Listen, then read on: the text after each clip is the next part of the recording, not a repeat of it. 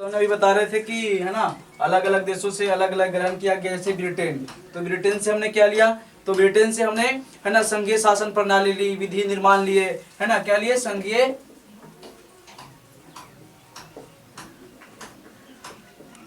शासन प्रणाली, है ना। कहां से लिए, तो ब्रिटेन से लिए, है ना। वही बात किया जाए अमेरिका, तो अमेरिका से हमने मौलिक अधिकार लिया, है ना, न्यायिक, है ना, पूर्ण अवलोकन लिया, संविधान की सर्वोच्चता लिया, स्वतंत्र न्यायपालिका लिया, इसके बाद राष्ट्रपति, है ना, पर महाभियोग चलाने की प्रक्रिया लिया, है ना, मौलिक अधिकार हो गया,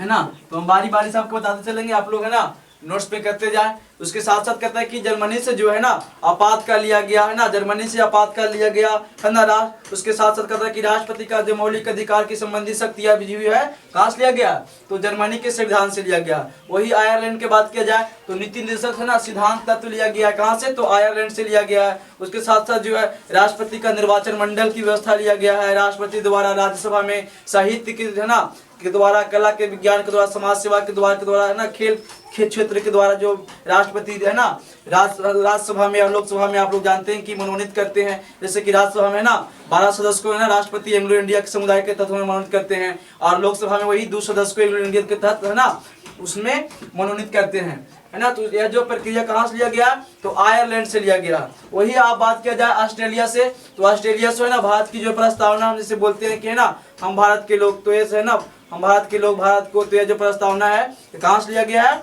तो ऑस्ट्रेलिया से लिया गया, है ना।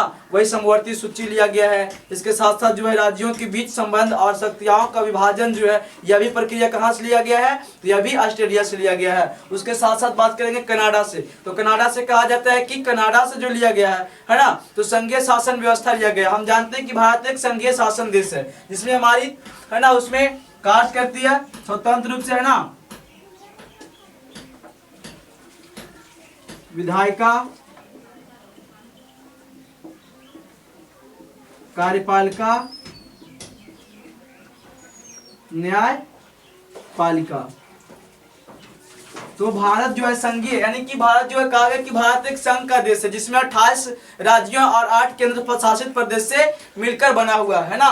और यह जो है 3 जो है, या संघीय शासन, विधायिका, कार्यपालिका, न्यायपालिका, ये 3 है ना संघ होते हैं। तो यह तीनों जो है विधायिका, कार्यपालिका, न्यायिका जो है, यह अपने जो है अलग अलग क्षेत्रों में अलग अलग रूप से काम करती है।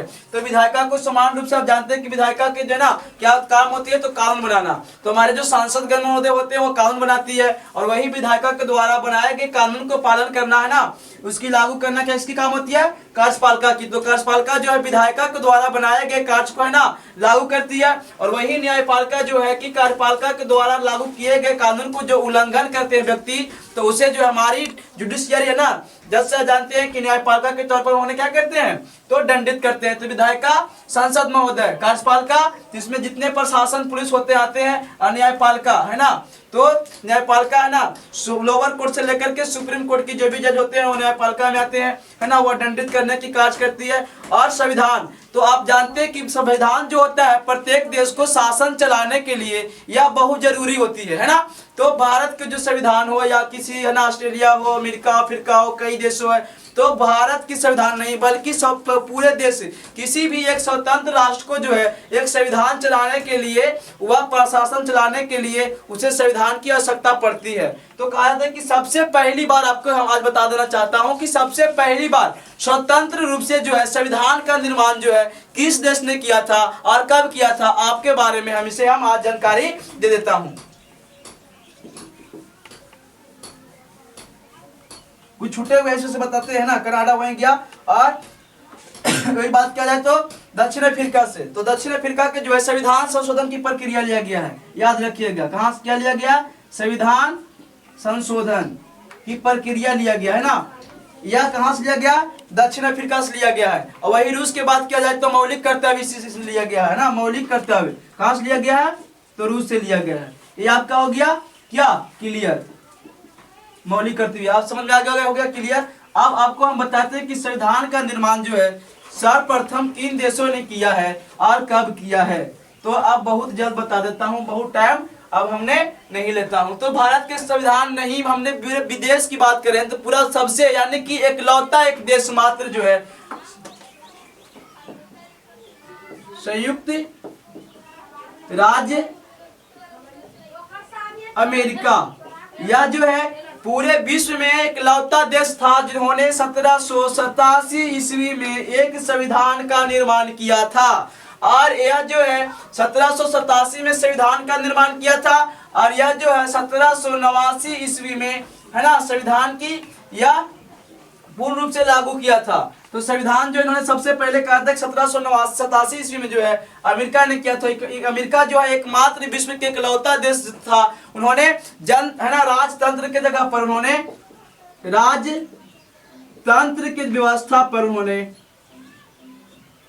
तो संयुक्त राज्य अमेरिका ने जो है विश्व के एक इकलौता एक राष्ट्र है जिन्होंने सर्वप्रथम बार जो है राजतंत्र की व्यवस्था पर जिन्होंने जनतंत्र व्यवस्था की स्थापना की। यानी राजतंत्र व्यवस्था यानी कि इसमें राजा की शासन होती है ना। आप जानते हैं कि राजतंत्र व्यवस्था यानी राजाओं की शासन, अपने पुत्र, है ना, पिता के बदले फिर पिता के बदले पुत्र, फिर पिता के बदले पुत्र, एक है ना उत्तराधिकार बनता रहता है। लेकिन वही जनतंत्रात्मक जो होता है कि जनता के द्वारा गया चुना, है ना, जनता के द्वारा चुना गया प्रतिनिधि जो जनता पर ही शासन करता है उसे हम जनतंत्र कहते हैं या लोकतंत्र के नाम से हम जानते हैं। यानी इसमें जो प्रतिनिधि चुन के जाते हैं वो डायरेक्ट क्या चुनती है, जनता चुनती है। जैसे हमारे भारत के, है ना, लोकसभा हो गए तो लोकसभा को हम लोग डायरेक्ट क्या करते हैं, वोट करते हैं, और हमारे ना प्रधानमंत्री के तौर पर चुनते हैं। तो वह जो है कि यह एकलौता एकमात्र राष्ट्र संयुक्त राज्य अमेरिका ने जिन्होंने सर्वप्रथम बार संविधान का निर्माण किया था, और इन्होंने लिखित संविधान का निर्माण किया था। किस संविधान का निर्माण किया था, तो लिखित संविधान का निर्माण किया था। वही कहा जाता है कि भारत का संविधान भी जो है एक लिखित संविधान है, और बल्कि भारत का संविधान जो है पूरे विश्व की सबसे बड़ा एक लिखित संविधान के नाम से जाना जाता है। तो आपको हम सबसे बता दिए हैं, अब आपकी बताना रह गया है कि इसमें जो है भारत की अलग अलग जो है राष्ट्र चिन्ह अपनाए हुआ, जैसे कि भारत का राष्ट्र चिन्ह हो गया राष्ट्र ध्वज हो गया, राष्ट्र चिन्ह हो गया, राष्ट्रगान हो गया, है ना, राष्ट्रीय गीत हो गया, राष्ट्रीय पंचांग हो गया। इसके बारे में थोड़ा सी आपके हम जानकारी दे देते हैं।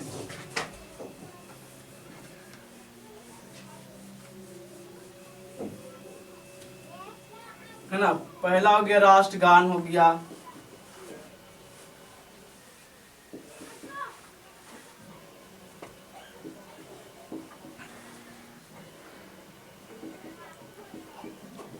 राष्ट्रीय गीत हो गया,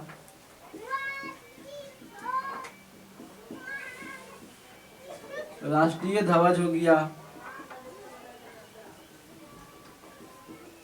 राष्ट्रीय पंचांग हो गया, है ना,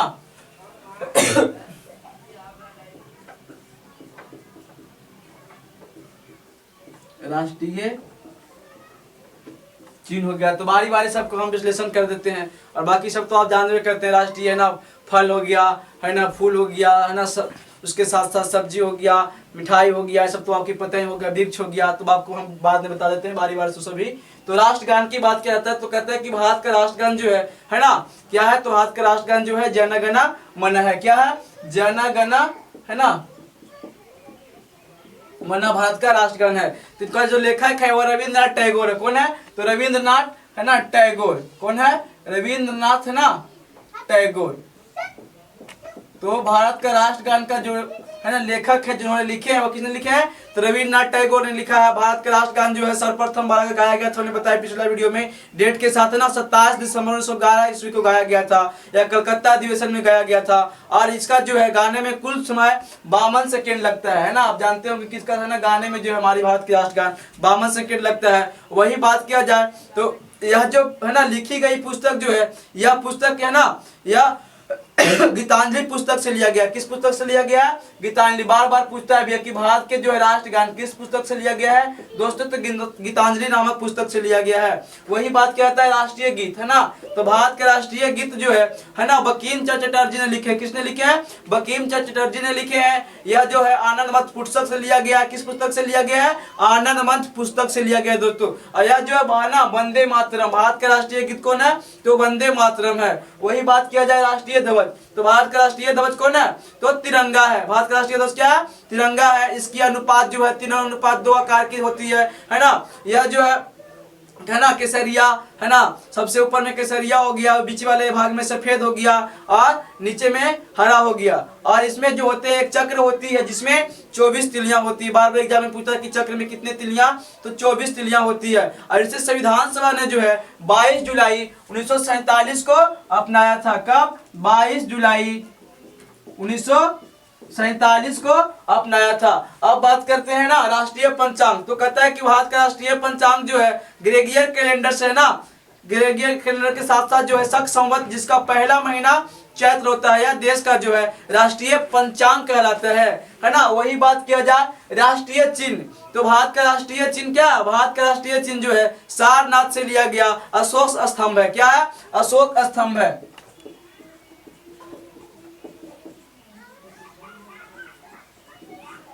है ना, अशोक स्तंभ है। क्या?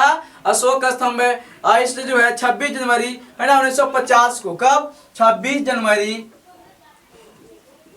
1950 को जो है संविधान सभा ने है ना इसे अपनाया। 26 जनवरी 1950 ईस्वी को यह जो कहा जाता है किसमें है ना, कहां से लिया गया है? तो यह जो है सारनाथ से लिया गया। कहां से लिया गया? सारनाथ से। तो आपकी जो है अब कहता है कि संविधान की एक रह गया विशेषता, है ना। अब आपकी यह जो है डाउट क्लियर हो गया। अब हम बताएंगे आपको अंतिम जो वर्ड है आपकी संविधान की विशेषता।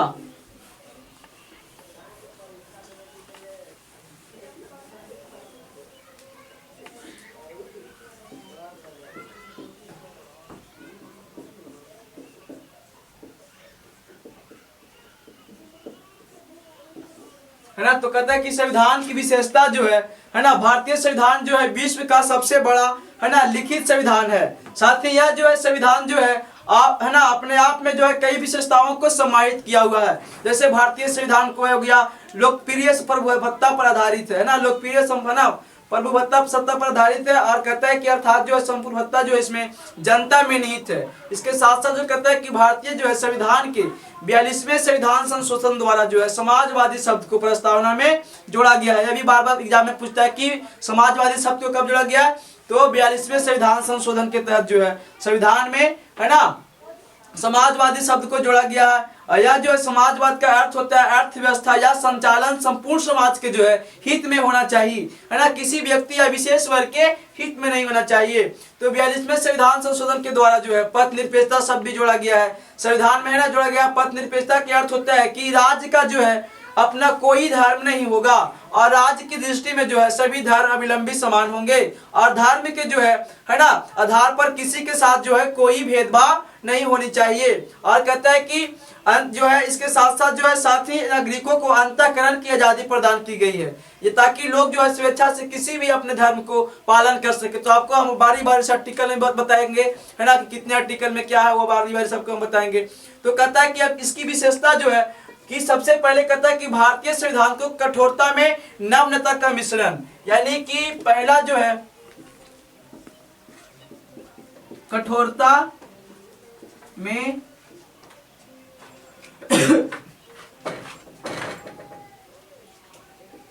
नम्रता का मिश्रण। तो यानी कि कहता जाता है कि कठोरता में जो होता है नम्र, इसका मतलब इसका अर्थ होता है कि संविधान के कुछ प्रावधानों में जो है आसानी से संशोधन किया जाता है। और कहा जाता है कि जबकि कुछ ऐसे संशोधन होते हैं जिसके लिए जटिल प्रक्रिया अपनाई जाती है, यानी कि कुछ ऐसे कानून बनाने होते हैं दोस्तों कि कभी काल है कि राज्यसभा भी उसकी पास है ना पेश कर देती है, प्रस्ताव को पारित कर देती है, उसके बाद जो है कभी लोकसभा भी है ना आसानी से पारित हो जाती है। लेकिन कभी कभी कुछ ऐसे कानून बनाने होते हैं कि उसमें लोकसभा अगर सहमत होते हैं तो राज्यसभा नहीं होते, और राज्यसभा अगर सहमत होते तो लोकसभा सहमत नहीं होते। हम जानते हैं कि सबसे पहले जो प्रस्ताव है ना लोकसभा में पेश होते हैं और लोकसभा के पास जो है ना सदन 2/3 से बहुमत अगर पास कर देती है तो वह राज्यसभा में चली जाती है, और राज्यसभा भी अगर किसी कानून को 2/3 बहुमत से पास कर देती है तो वह कहाँ चले जाते हैं? तो माननीय राष्ट्रपति महोदय के पास चले जाती है। अगर जब राष्ट्रपति महोदय अपने हस्ताक्षर कर देती है तो उसी दिन से जो है वह कानून मान ली जाती है। है ना। तो ऐसे जैसे कि भारतीय शासन व्यवस्था हो गया, संसदीय शासन प्रणाली पर आधारित हो गया। संसदीय शासन प्रणाली में कार्यपालिका विधायिका के प्रति उत्तरदायी होती है और राजाध्यक्ष जो होते हैं नाम मात्र का एक प्रधान होते हैं। कहते हैं कि भारतीय संविधान में जो संघीय शासन व्यवस्था की कई विशेषताएं मौजूद है, जैसे शक्ति का विभाजन हो गया, संविधान की सर्वोच्चता हो गया, न्यायपालिका की है ना स्वतंत्रता हो गया, आदि को शामिल किया गया है। और कहते हैं कि दूसरी ओर से जो भारत के संविधान में एकीकृत न्यायपालिका हो गया, राज्यपाल हो गया, है ना, की नियुक्ति की गई है। तो राज्य के क्षेत्र सीमा में जैसे परिवर्तन हो गया, जैसे एकात्मक लक्षणों को भी शामिल किया गया है। इसके साथ साथ जो है यह संविधान की संघात्मकता में एकात्मकता का मिश्रण होती है ना। दूसरा जो है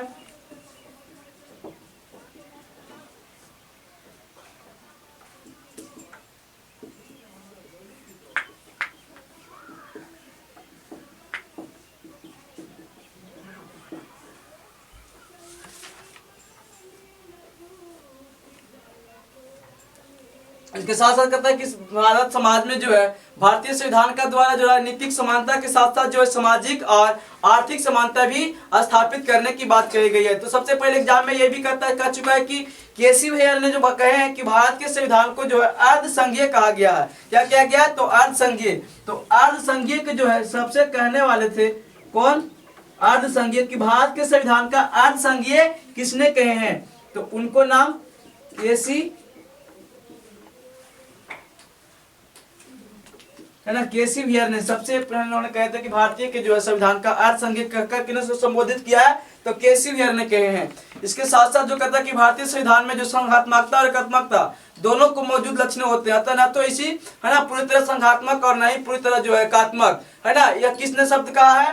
तो यह डी बसु ने कहा है। किसने कहा है?